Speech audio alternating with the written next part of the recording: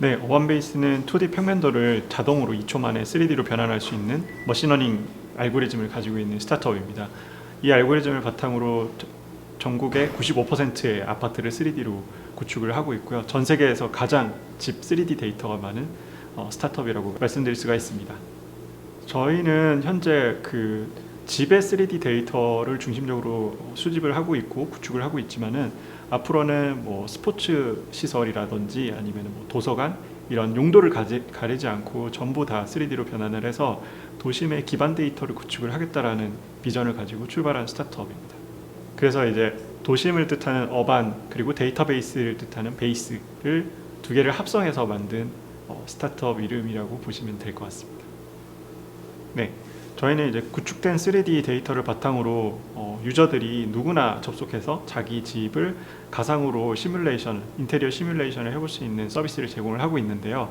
이와 유사한 기업으로는 이제 전 세계적으로 중국의 쿠지알로라는 스타트업이 있습니다. 이 스타트업은 최근에 그 유니콘 대열에 합류를 한 스타트업이고요. 저희랑 가장 큰 차이는 이 스타트업은 자동으로 3D로 변환하는 엔진은 없습니다. 그래서 직접 이용자들이 그려야 되는 선을 하나하나 일일이 그려내야 되는 반면에 저희는 도면만 있으면은 AI가 이것을 자동으로 3D로 변환을 해준다라는 부분에서 좀 차이가 있습니다. 처음에 창업을 결심을 했을 때는 좀 거시적으로 접근을 했던 것 같아요. 제가 이제 어렸을 때부터 컴퓨터를 되게 좋아했었고 컴퓨터가 일으키는 그런 사회적, 산업적인 변화 같은 것들을 좀 눈여겨 봤었습니다. 근데 이제 제가 뭐 전공은 이제 건축을 전공을 해서 설계사무소에 취직을 하기는 했지만 건축에는 어떤 변화가 일어날 것인가에 대해서 좀 지속적으로 고민을 많이 했었어요. 그러다 보니까 이제 건축가들이 전부 이제 설계도, 그러니까 설계도 종이로 뽑혀진 그 설계도 그리고 또 모형으로 밤낮을 세워서 만든 그 모형 가지고 건축주랑 커뮤니케이션을 하는 장면을 보면서 굉장히 좀 안타깝다라는 생각을 많이 했었습니다. 왜냐하면 건축주 같은 경우는 건축을 전공하지 않았기 때문에 실제로 지어졌을 때 이 공간에 대한 이미지를 상상하기가 굉장히 힘들거든요. 그런데 만약에 게임처럼 보여줄 수 있다면 우리가 마치 FPS 게임 하듯이 그 공간에 들어가서 이 공간을 VR로 직접 체험하면 어떨까라고 했을 때 이 산업 자체가 엄청난 디스트럽션이 생긴다고 생각을 했기 때문에 이 시대는 당연히 와야 될 시대이고 그것을 내가 가장 먼저 해보자 라고 해서 시작을 하게 됐습니다. 저는 이제 그 당시에도 그 스텝 포워드 스트래티지가 굉장히 잘 통했던 것 같아요. 그 스텝 포워드 스트래티지가 이제 성장 단계별로 그 창업가, 전략가가 얼마나 이걸 잘 끊어서 거기까지 도달한 다음에 다음 목표를 또 설정하고 이러한 여정의 설계가 필요하다고 생각을 하는데 우리가 이제 흔히 이제 등산을 비유를 하자면 우리가 뭐 예를 들어 설악산에 오른다 그럼 대청봉까지 한숨에 올라갈 수가 없잖아요.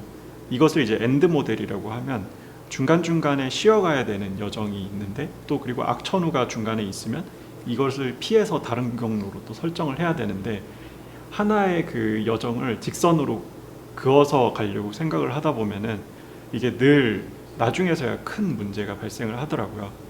그래서 저희가 이제 처음에 접근을 했던 방식은 사실 B2C 유저들이 저희 플랫폼 안에서 커머스가 일어나고 그리고 인테리어를 직접 연결을 시켜주고 그런 비즈니스를 생각을 하다가 갑자기 저희 계획이 이제 B2B로 바뀌었던 계기는 유저분들이 이제 3D 인터페이스, 그러니까 VR 인터페이스 자체를 처음에 굉장히 생소해 하시는 장면들을 봤습니다. 그래서 이 문제가 무엇일까 저희는 고민을 많이 했었고 유저들 인터뷰도 굉장히 많이 했었고 그리고 가구사들 인터뷰도 굉장히 많이 하게 됐어요.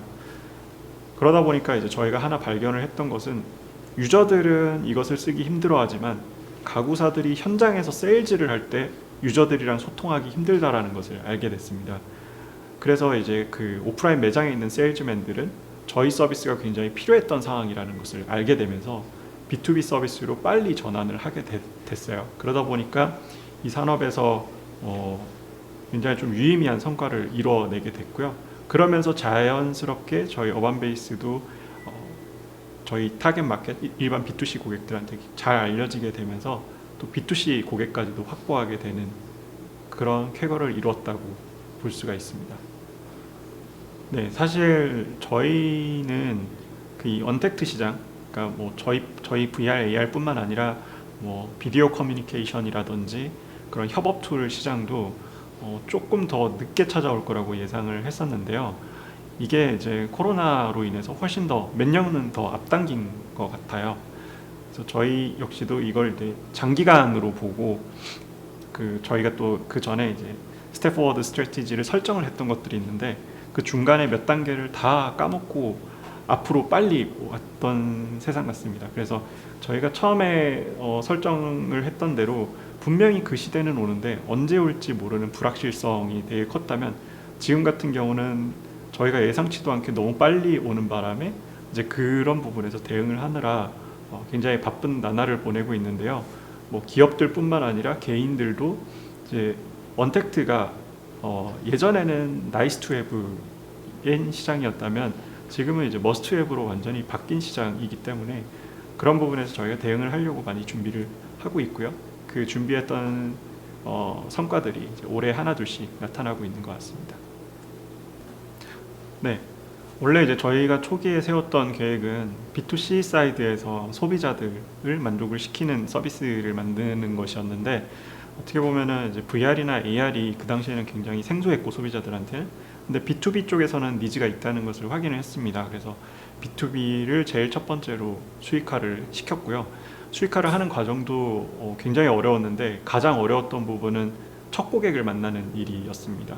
저희는 이제 작은 스타트업이고 또 저희가 상대하는 고객들은 전부 대기업들이었어요. 근데 저희가 이제 경험을 했던 것을 보면은 B2C와 B2B의 장단과 차이는 분명히 존재했는데요. B2C 같은 경우는 결정권자가 개인이다 보니까 개인이 그냥 결정을 하면 끝나는, 어떻게 보면 또 쉽다고도 볼 수 있지만 굉장히 어려운 고객이죠. 근데 B2B 같은 경우는 결정권자가 이제 결제 라인에 따라서 다수가 있다 보니까 이 결제 라인을 다 설득시킬 만한 아이디어와 제안, 그리고 또 예산, 그러니까 가격까지 다 맞아야 되는 부분이 있었습니다. 근데 반면 이제 B2B 같은 경우는 장점이 한번 이제 연을 맺으면은 굉장히 오랫동안 지속 가능한 그런 고객이 되어 주시는 것 같아요. 그래서 저희가 이제 집중을 했던 부분은 첫 번째 고객을 잘 만드는 일이었습니다. 그래서 저희와 핏이 맞는 그런 대기업을 어떻게 보면은 잘 초기에 만났었고, 이 케이스를 잘 만들기 위해서 저희가 가진 모든 기술을 다 투자를 했었습니다. 근데 생각해 보면 이 부분에서 투자가 되게 많이 필요한 것 같아요. 왜냐하면은 어떻게 보면 손실을 내서라도 이 결제 라인을 설득시켜야 되기 때문인데요. 저희는 뭐 손실을 이제 감수해서라도 되게 좋은 작품을 만들기 위해서 노력을 했었고, 어떻게 보면 첫 작품이 이제 잘 만들어지다 보니까 그 다음부터는 이제 좀 업계에서 조금 알려지면서 다음 클라이언트, 다다음 클라이언트, 고객사들이 이제 점점 늘어나게 되면서 그 산업에 신뢰도가 많이 생겼던 것 같습니다. 저희가 해외 진출할 때도 이 부분이 굉장히 큰 도움이 됐었는데요. 저희 고객사분들이 대부분 이제 해외에서도 알고 있는 고객사들이 많다 보니까 처음부터 좀 신뢰를 얻을 수가 있었던 좀 장점이 있었습니다. 저희 핵심 기술인 이제 건축 도면을 자동으로 3D로 변환하는 기술이 사실 건축 법규가 바탕이 되기 때문에 한국의 건축 법규와 일본의 건축 법규는 거의 흡사해요. 그러다 보니까 한국에 있는 도면을 변환할 수 있으면 일본 도면도 바로 변환을 할 수 있습니다. 그래서 일본 시장은 지속적으로 좀 관심을 가졌던 시장이고요.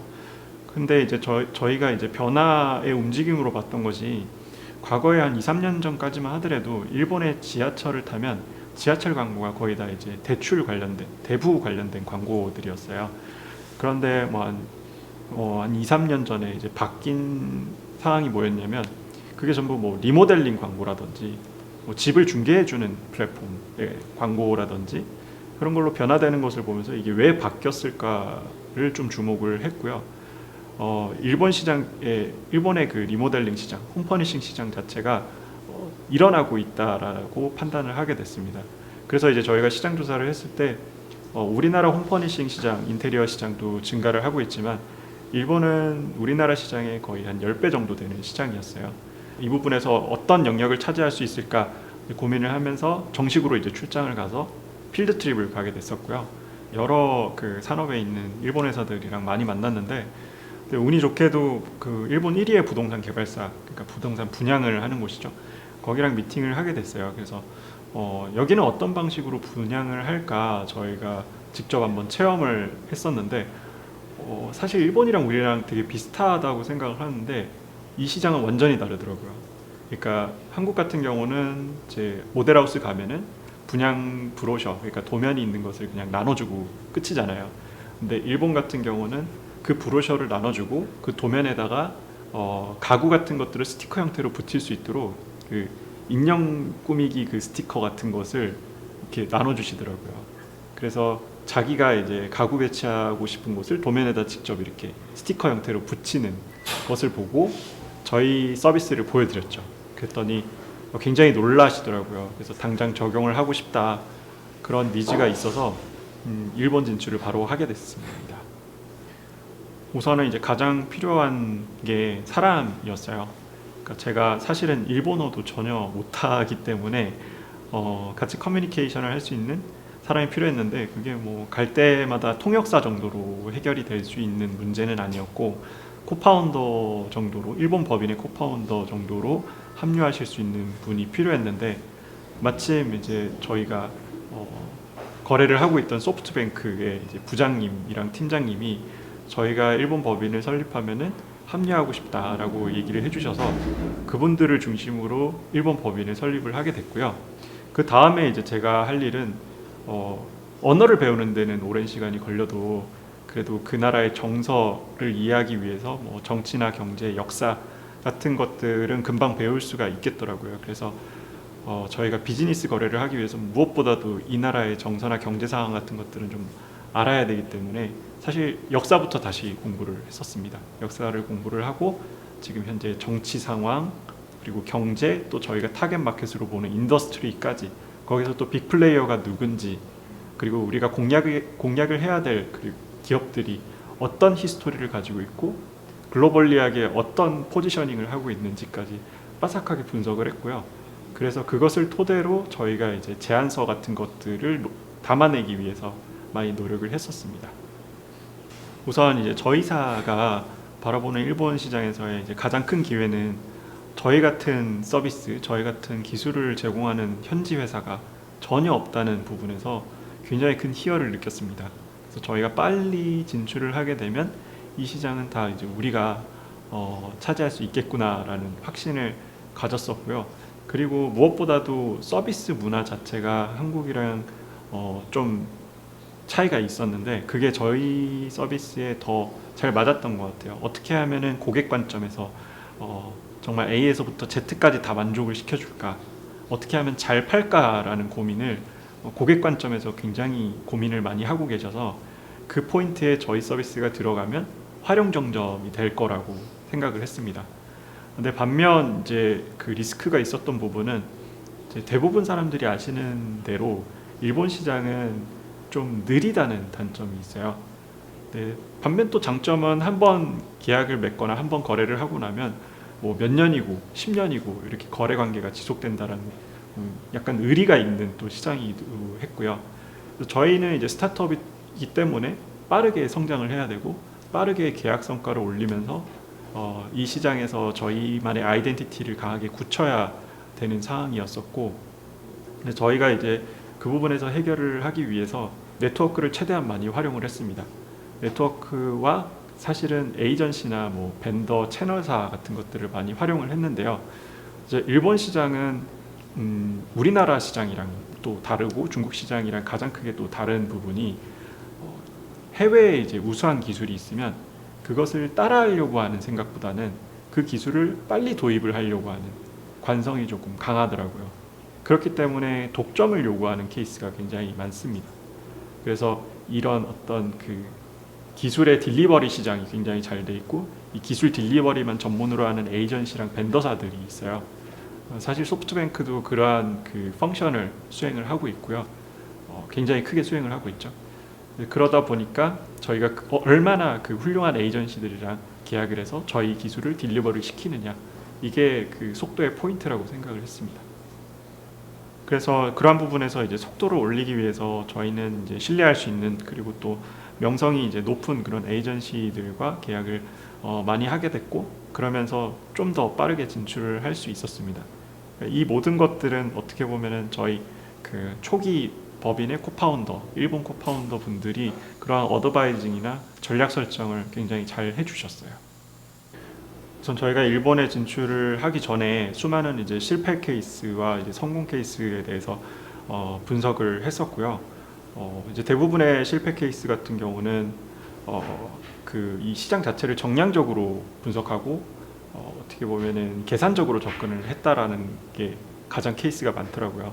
사실 정량적으로 분석하고 전략적 관점에서 접근하는 것은 기본이라고 생각을 했습니다. 그것은 이제 기본이고, 어떻게 하면은 그럼 성공할 수 있었을까라는 포인트에서 이제 성공한 케이스는 정량적으로 분석한 것뿐만 아니라 정말 이제 그 창업가의 결단, 그리고 창업가의 이해도가 필요한 순간이 있었다는 점이었어요. 한국에서 이제 일본에 진출한 IT 회사 중에 성공한 케이스는 우리 많이 보고 있잖아요. 그분들의 공통점이 뭐냐면은 정량적으로 접근을 한 거 플러스 창업가가 일본에서 장기간 체류를 하면서 정말 일본 사람이 되어 봤다라는 점이었습니다. 근데 확실히 그렇게 됐을 때 시야나 식견이나 이해도가 확연히 차이가 나겠더라고요. 그래서 저도 그 길을 똑같이 따라 했었고요. 그래서 매달 일주일은 일본에서 생활하는 주로 지정을 해서 마지막 주는 도쿄에서 머물면서 별일이 없더라도 도쿄에 머물면서 도쿄 사람이 된 것처럼 그 사람들이랑 같이 얘기하고 이자카야에서 술 먹고 서로 나라에 대한 얘기도 하고 좀 민감한 얘기도 해보고 그 속에 젖어 들어가려고 진심으로 노력을 하다 보니까 미팅장에서도 그 미팅 혹은 이제 협상장에서도 그러한 부분들이 굉장히 좋은 포인트로 다 작용을 했었고요. 그리고 현지 분들이 그런 부분에서 되게 감동을 많이 했던 것 같습니다. 특히 이제 일본은 그런 어떤 스토리, 감동적인 스토리 같은 것들을 굉장히 좋아하기 때문에 그런 소스를 제 스스로 만들어 드리려고 많이 노력을 했었습니다. 네, 아무래도 저희가 일본 시장에 진출했던 가장 큰 이유는 단순히 한국보다 시장 사이즈가 커서인 것만은 아니었어요. 왜냐하면은 이제 저희가 첫 번째로 공략했던 어떤 그 커다란 지역으로 봤을 때는 저희는 동남아 시장이었고요. 동남아 시장을 저희가 진출하기 위해서 일본이 어떻게 보면은 그것을 교두보의 역할을 할 수 있다고 생각을 했습니다. 왜냐하면 이제 일본의 그 뭐 자동차 산업이나 뭐 무역이라든지 이런 것들이 전부 동남아가 이제 일본 중심으로 돌아가는 시장이었었고, 그리고 또 특히나 이제 가구 홈퍼니싱 쪽은 일본 제품이 동남아에서 굉장히 우수한 평가를 받고 있는 시장이었습니다. 사실 한국 회사가 동남아에서 성공한 사례보다 일본 회사가 동남아에서 자리 잡고 있는 사례가 훨씬 더 많았기 때문에 일본 시장에서 어느 정도 정착된 회사의 이미지를 보여주고 싶었어요. 그러다 보니까 저희가 어떻게 보면 일본에서의 레퍼런스가 어느 정도 쌓여 있는 상황이고, 이것을 바탕으로 저희는 첫 번째 국가로 싱가포르와 베트남을 지금 태핑을 하고 있는 상황입니다. 그래서 저희가 내년 초 정도면은 또 그쪽 지역에서의 성과도 알려드릴 수 있을 것 같아요. 제가 이제 혁신하려고 하는 시장은 분명히 와야 될 시장이지만은 이 시장이 언제 온다라고 정확하게 측정하기란 좀 힘들었습니다. 그래서 제가 사업을 할 때도 가장 힘들었던 부분이 이 시장이 좀 있으면 올 것만 같은데 언제 올지, 근데 내년엔 또 올 것 같은데 하는 희망으로 여태까지 이제 버텼었고요. 근데 이게 저는 굉장히 좀 힘들었던 부분이, 그 매미가 원래 땅 속에서 유충으로 3년에서 7년 동안 버티다가 땅 밖으로 올라오잖아요. 그런데 이 매미가 시기 측정을 잘못해서 겨울에 올라오게 되면 바로 죽어버리잖아요. 그래서 저희도 이 시기를 측정하는 게 그간 굉장히 큰 어려움이었습니다. 그런데 저희가 검증할 수 있는 모델을 하나하나씩 만들어가면서 저희는 이제 생존하려고 노력을 하다 보니까 어느덧 독보적인 회사가 된 것 같습니다. 처음에는 굉장히 거창한 계획을 세웠었고, 그 거창한 계획은 시장을 한 번에 뒤흔들 계획을 세웠었죠. 엄청나게 큰 계획을 세웠었는데 막상 이게 런칭이 됐을 때는 시장에서의 반응은 저희가 예상했던 반응이랑은 굉장히 큰 차이가 있었어요. 그럴 때마다 저는 이제 늘 현장에 갔었습니다. 그래서 저희가 타겟으로 생각하는 고객군들을 만나서 집중적으로 인터뷰를 했었고, 저희의 서비스, 저희의 기술이 어떤 부분이 더 개선이 필요한지 이런 소식을 좀 아낌없이 얻고자 좀 많이 노력을 했었고요. 그런 고객 피드백을 중심으로 당장 활용할 수 있는 거창한 그런 계획이 아니라 당장 활용할 수 있는 실질적인, 그리고 또 굉장히 실무적인 부분을 긁어주기 위해서 저희 서비스를 계속해서 바꿔갔던 것 같아요. 그러다 보니까 아주 작은 곳에서 적용을 할 수 있었고, 이것을 바탕으로 하나하나씩 확장을 하다 보니까 커다란 반향을 일으키게 된 것 같습니다. 네, 얼마 전까지 저희 비전은 현실을 가상으로 라는 것이었어요. 비전 스테이트먼트가 모든 현실에 있는 공간들을 다 가상으로 복제를 한다, 어떤 디지털 트윈의 개념이었는데, 지금은 비전 스테이트먼트가 조금 더 확장된 것이 현실을 가상으로, 가상을 또 현실로 최근에 이제 업데이트를 했습니다. 그 이유가 저희 어반베이스에서 이제 꾸미는 유저분들이 한 달에 한 5, 6만 명, MAU 기준으로 그 정도. 사실 포털 트래픽이나 이런 거에 비하면은 그렇게 크지 않다고 생각할 수 있지만은, 이 시장 자체가 그렇게 많은 그 유저들이 있는 시장이 아니고, 또 객단가가 아마 모든 산업군에서 가장 높을 겁니다. 보통 한 2-3천만 원 정도 되니까요.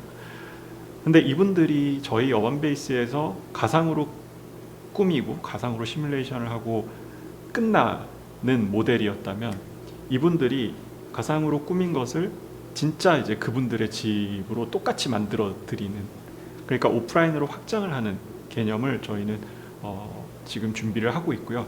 그래서 신사업으로 이제 B2C 그리고 또 커머스 이런 부분을 지금 준비를 하고 있습니다. 네, 그래서 이제 저희가 이제 지금 현재 이제 집중을 하고 있는 부분은 이제 B2C 부분, 그리고 인테리어 D2C 부분인데요.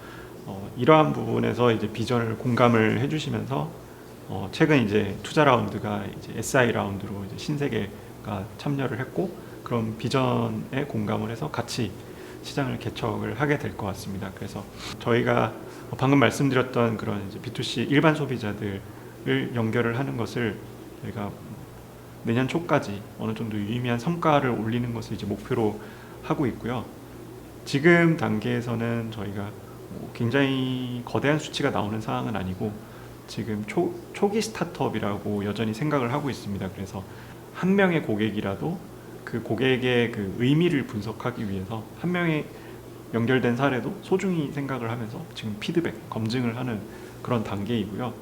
이제 익스펜션은 내년부터 하게 될 것 같습니다.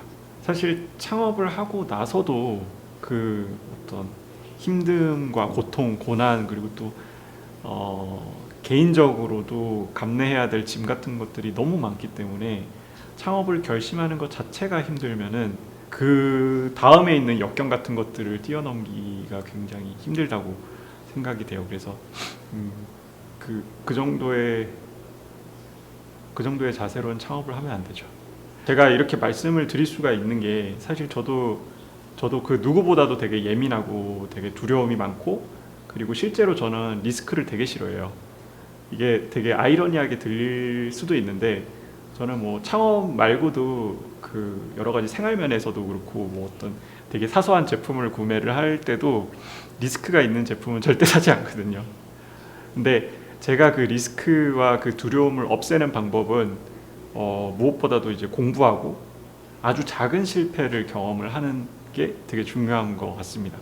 그러니까 처음부터 너무 큰 실패를 생각을 하면 감내할 수 없을 정도로 되게 큰 짐으로 다가오기 마련인데, 그와 비슷한 어떤 기회 같은 것들을 스스로가 만들어서 작은 실패를 계속 경험하고 작은 성공을 계속 경험하면서 포부라든지 깡이라든지 이런 것들을 키우다 보면은 자신감이 많이 붙을 것 같아요. 그래서 처음부터 큰 꿈을 꾸다가 그걸 소화 못해서 포기하는 것보다 아주 작은 꿈에서부터 출발하는 게 필요하지 않나 싶습니다. 저희 엔드 모델은 그냥 이 시장 자체를 저희가 이제 독점을 하는 회사가 되는 것이 첫 번째고요. 독점한 것을 바탕으로 사용자들에게 보다 일관된, 보다 이제 편의가 있는 그런 서비스를 제공을 하면서 이 시장의 그 질을 한 단계 성숙화시키는 게 목표입니다. 그래서 이제 미시적인 관점에서 봤을 때 저희는 아주 작은 성공을 거뒀다고 생각을 하고 있고요. 이러한 아주 작은 성공이 모여서 저희의 그 큰 목표를 달성을 할 수 있다고 생각을 합니다.